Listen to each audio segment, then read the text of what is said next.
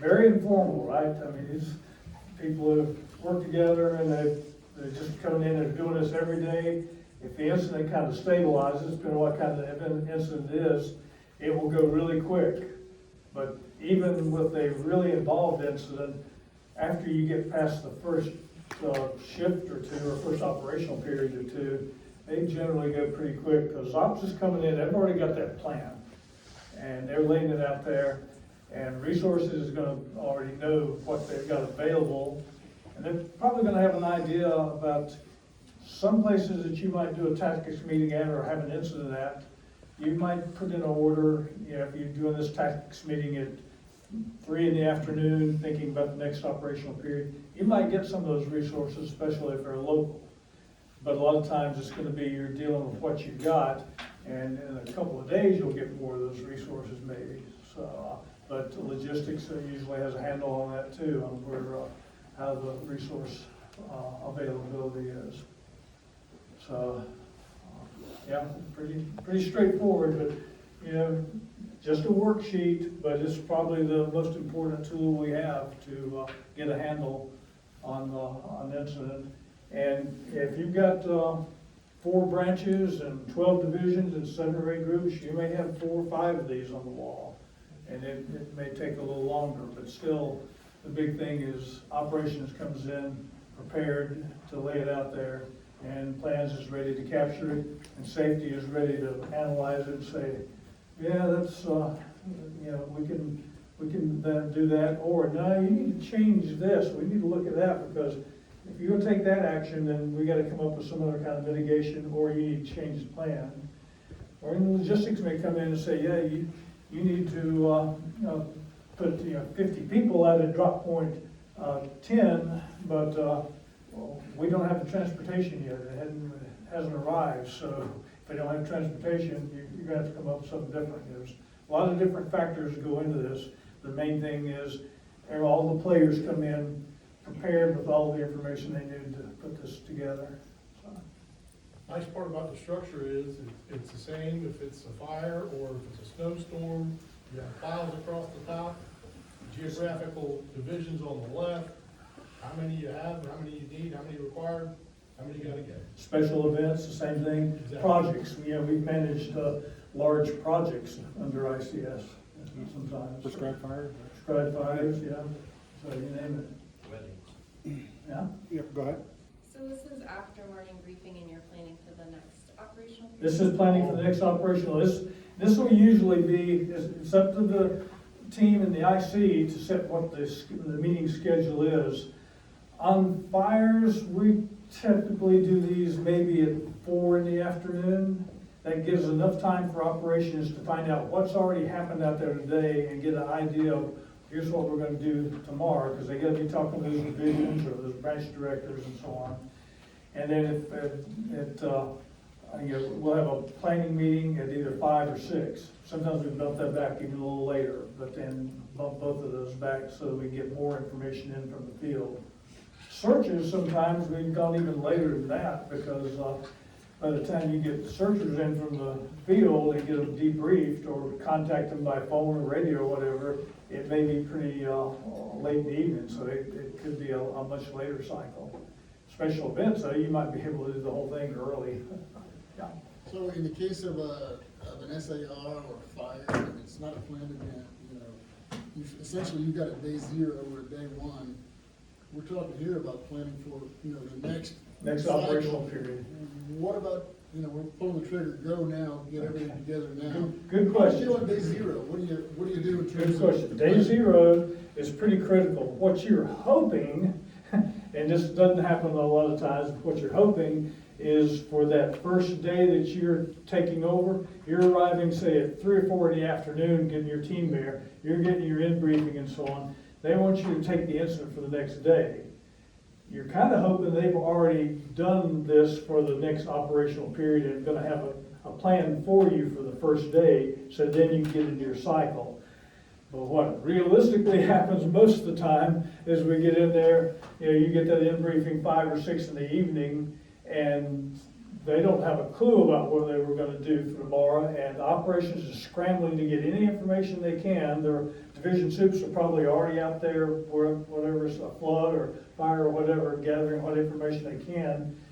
We scramble to do an initial strategy meeting just to make sure we know what the objectives are. And then very shortly after that, we will get into this tactics meeting and go with what we've got. We do the best we can. Sometimes it's very bare bones 204s because we don't even know, may not even have any resources much yet, or we don't know what all is out there. It hasn't been captured on some places that have incidents, but not real clued in about who they've actually got on the incident. They sometimes have a lot of locals. We'll launch right into that tactics meeting, and then we'll have a quick planning meeting to get it in effect, and we may be writing that IEP at midnight, and so on, to be ready for that 0600 briefing. I guess what I'm getting at is, in a time sensitive, a fire or a search and rescue, I mean, are there options for getting out there at 2 in the afternoon and, oh, by the way, by 4 o'clock, I plan on having some resources deployed this afternoon? Well, the agency responding is already following their SOPs. The first responders are out there, ops is already out there operating, and the first initial incident commander on scene is hopefully filling out a 201, which is what they use until you can start this planning cycle. Okay. That- But I know at least a couple of big fires that Mike and Sean's team had been on that I was at, that we got an in-briefing that was so bad that the agency administrator didn't really know where the fires were. Just, they're out there somewhere. They had no maps for us. They had no GIS map data, and we're starting from scratch. And I'm literally, we're kind of used to, you saw the big BAM that Sean showed you, and so we're used to putting out a big briefing map like that.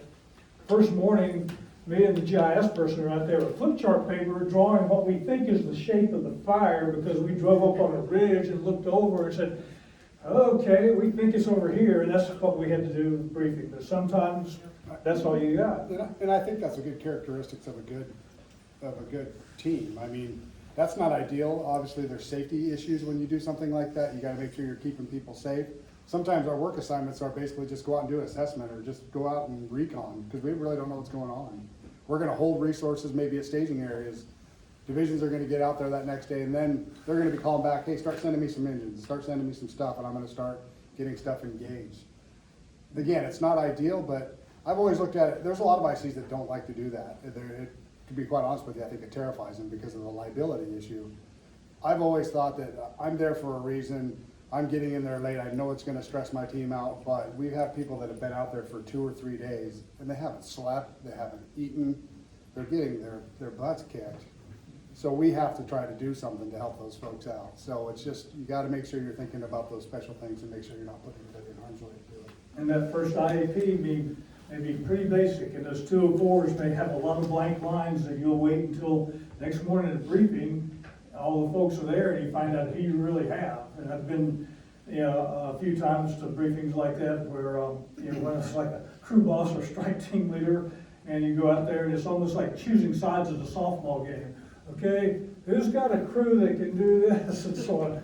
Okay, we can, all right, on the 204, everybody write in that such and such crew is gonna be in this division. So that's the way you have to do it. But, we adapt, and then we get into the rhythm the next day, and then it starts smoothing out. It takes a couple of days to smooth out, but by then, things can really go to hell, but we're ready for it by then. We know what we're doing, how we're gonna do it. So, I'm sorry, just go, your question. Question back here.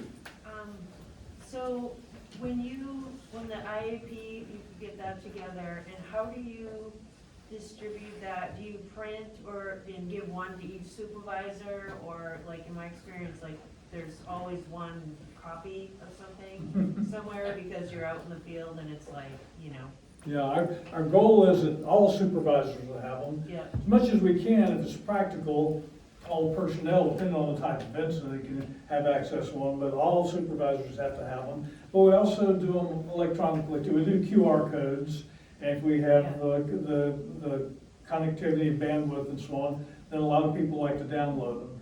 But there's, be surprised, everybody in this room is, got a computer chip embedded in your hip or something, but you're all used to that. We get a lot of resources out in fires and other incidents that don't even have cell phones still. I mean, it's just a reality. So you can't count on, well, we don't do paper 204 or paper IAPs anymore. We're gonna do everything electronic. Well, there's gonna be people out there that won't have that ability. So you have to, yeah, they're great and we do that, but backup, we're gonna have paper 204s and paper IAPs.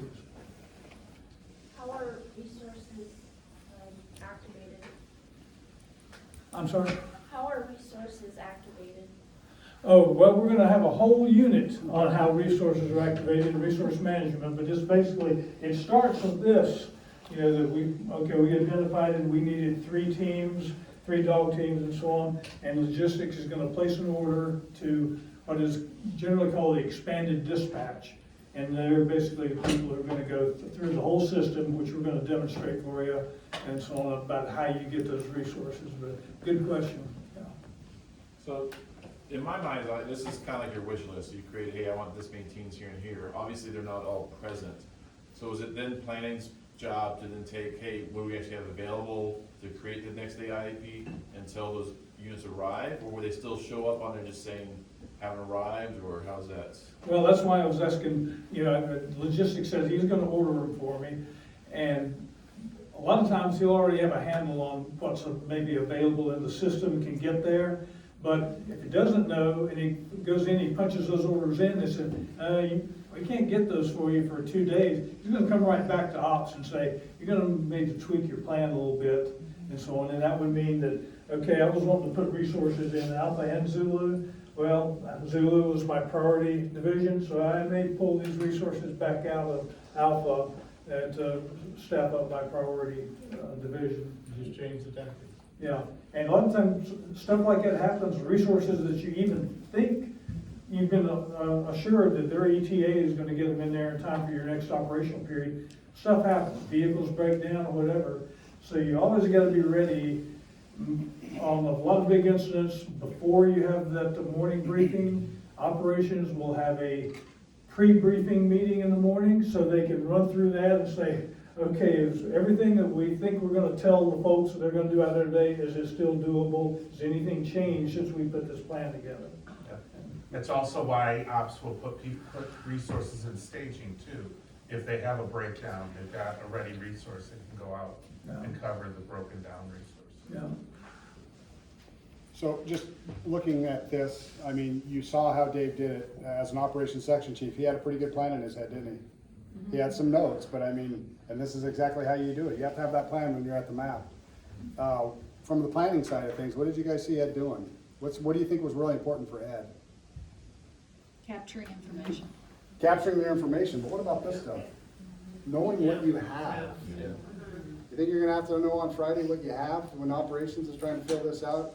Plans is gonna have to get their heads wrapped around what we have, so when you start working through this, it flows. If you don't have this, it gets really bumpy on how you're filling it out. So if you were in your scenarios, the one that you got now, or the one that you get on Friday, if you were to see a list of available resources, it might be something you want to pay some attention to, not just set it aside and put it into something else. You might want to actually spend a little time and run down that, because as being one of the dispatchers for the scenario, a lot of times we'll get the orders in, they say, oh, we need this, this, and this, and we'll look at each other and say, well, they already got it. They didn't look at their list.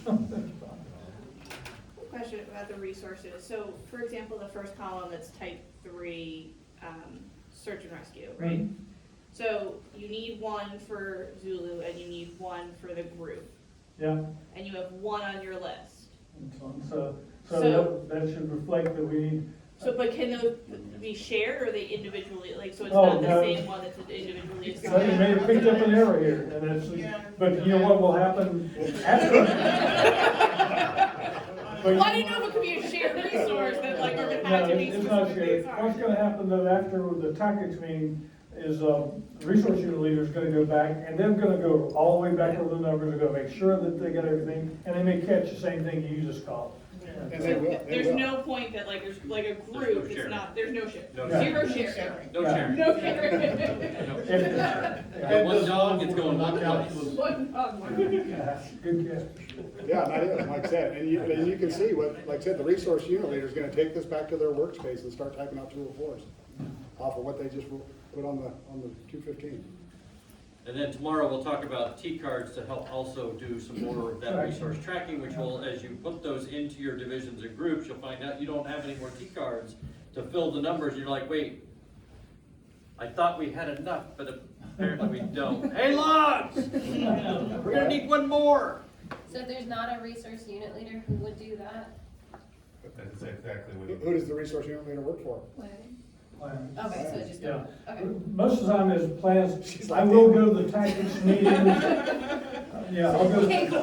and the resource unit leader will go to the tactics meeting, and I will go too, because I kind of want to know what they're looking at. But also sometimes with, if we get new resource unit leaders, so you want to watch and make sure and help them until they get this dialed down, partly on getting all this right, but also to make sure they are learning how to manage operations, chiefs, because sometimes it takes a little bit of, okay, guys, get focused, we're gonna finish this, don't, you know, cell phone rings and they get diverted and so on, so.